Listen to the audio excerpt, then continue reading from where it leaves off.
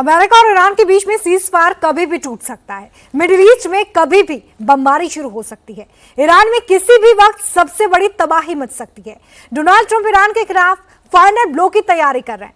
Pentagon सबसे खतरनाक weapon से अटैक की प्लानिंग कर रहा है, ऐसा हथियार जिससे पहाड़ के नीचे बने मिसाइल फैसिलिटी भी बच नहीं पाएंगे। ये पूरी रिपोर्ट देखिए।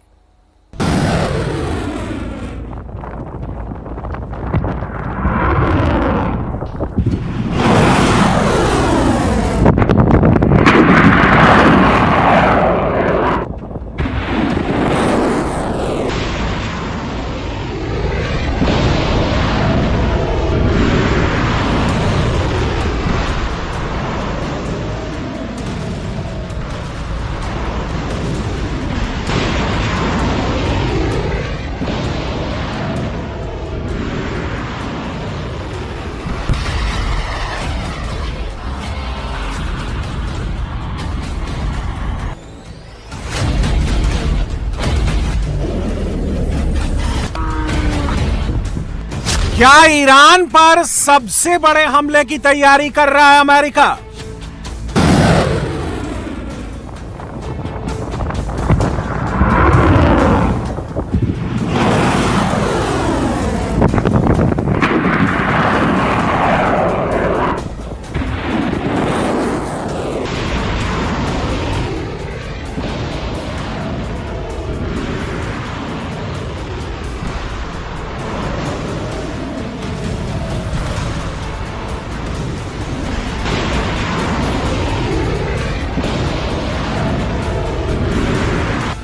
क्या तेहरान पर सबसे खतरनाक हथियारों से अटैक करेंगे ट्रंप?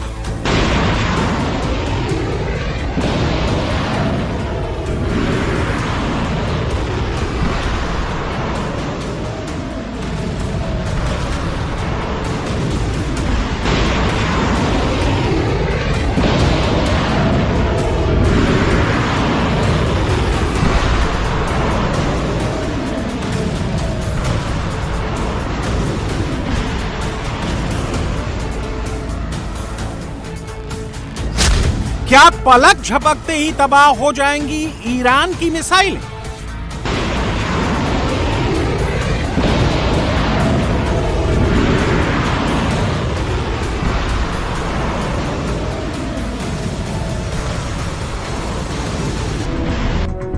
अमेरिका और ईरान के बीच भले ही 3 सप्ताह से बमबारी रुकी हुई है, लेकिन यह सीज फायर बेहद कमजोर स्थिति में आ गया है और कभी भी टूट सकता है।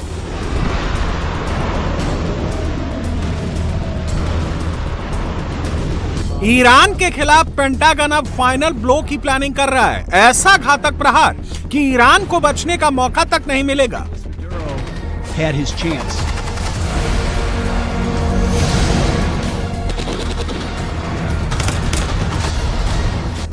ईरान के खिलाफ अमेरिका पहली बार हाइपरसोनिक मिसाइलों से हमले की तैयारी कर रहा है।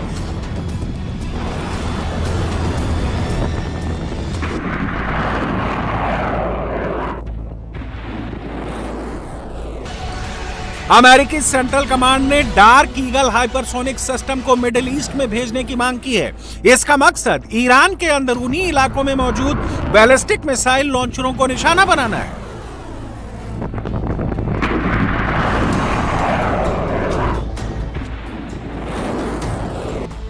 डार्क ईगल अमेरिकी सेना का लॉन्ग रेंज हाइपरसोनिक वेपन है। यह मिसाइल करीब 3200 किलोमीटर दूर तक निशाना साध सकती है।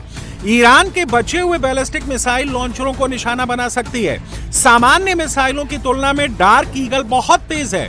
यह साउंड के स्पीड से 5 गुना तेज यानी 6174 किलोमीटर प्रति घंटे की रफ्तार से टारगेट को हिट कर सकता है। इसे मैन्यूवर करके दुश्मन की एयर डिफेंस को चकमा देने के लिए डिजाइन किया गया है। दुश्मन के रेडार और एयर डिफेंस सिस्टम इसे आसानी से पकड़ नहीं पाते।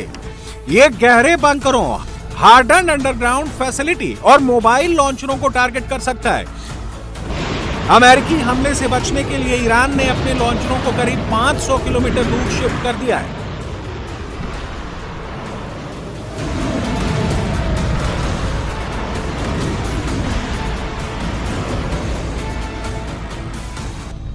इसे पूरी तरह से तबाह करने के लिए अमेरिकी सेना लंबी दूरी की हाइपरसोनिक मिसाइलों का इस्तेमाल करना चाहती है।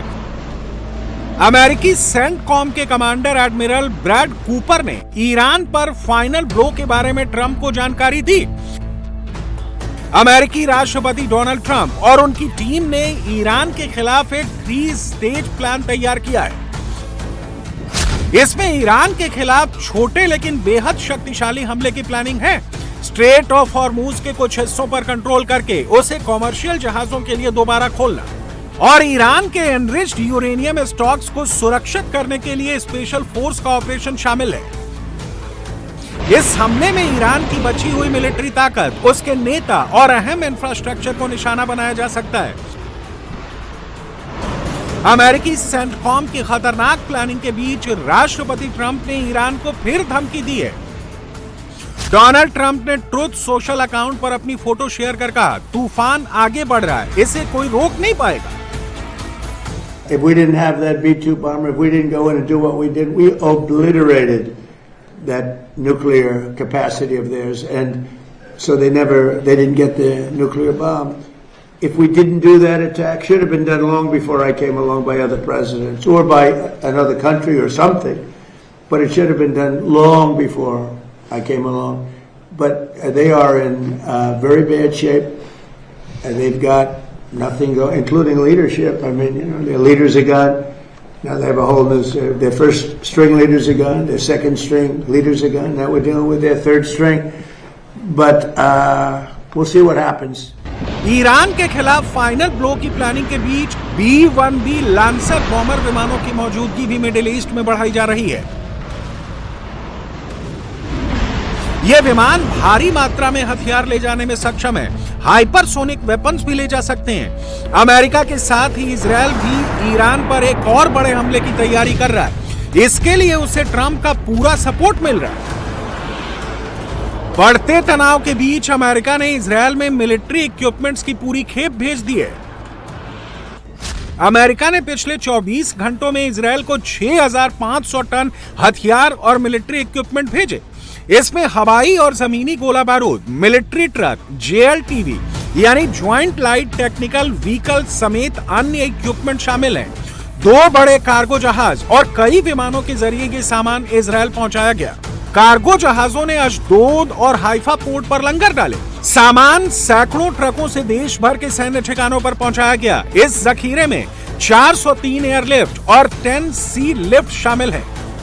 इजरायली रक्षा मंत्री इजराइल काट्ज ने कहा कि देश अपने दुश्मनों के खिलाफ हर पल कार्रवाई करने के लिए तैयार है। इजराइल के प्रधानमंत्री बेंजामिन नेतन्याहू के कोऑर्डिनेशन से अमेरिकी राष्ट्रपति डोनाल्ड ट्रंप इस अभियान के उद्देश्यों को पूरा करने के लिए प्रयासरत हैं, ताकि ये सुनिश्चित किया जा सके कि ईरान आने वाली पीढ़ियों तक इजराइल, संयुक्त राज्य अमेरिका और फ्री वर्ल्ड के अस्तित्व के लिए खतरा न बने। हम इस प्रयास का समर्थन करते हैं और आवश्यक सहयोग प्रदान करते हैं, लेकिन संभव है कि अपने मकसदों को पूरा करने के लिए हमें जल्द ही फिर से कार्रवाई करनी पड़े। अमेरिका और इजरायल की तैयारियों के बीच ईरान ने अल्टीमेटम दिया है कि यदि दोबारा हमला हुआ तो उसका जवाब लंबा और काफी दर्दनाक होगा। सुप्रीम लीडर मुस्तफा खामनेई ने चेतावनी दी कि हम हमलावरों को समंदर में डुबो देंगे, फारस की खाड़ी में उनके लिए कोई जगह नहीं है। एक और अमेरिका, इजरायल और ईरान के बीच सीज फायर बेहद नाजुक स्थिति में है, कभी भी बमबारी शुरू हो सकती है।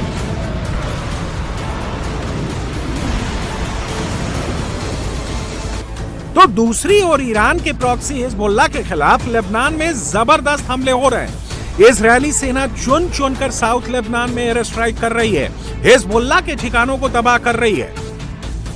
इजरायल ने बीते 24 घंटे में सबसे ज्यादा हमले साउथ लेबनान में किए।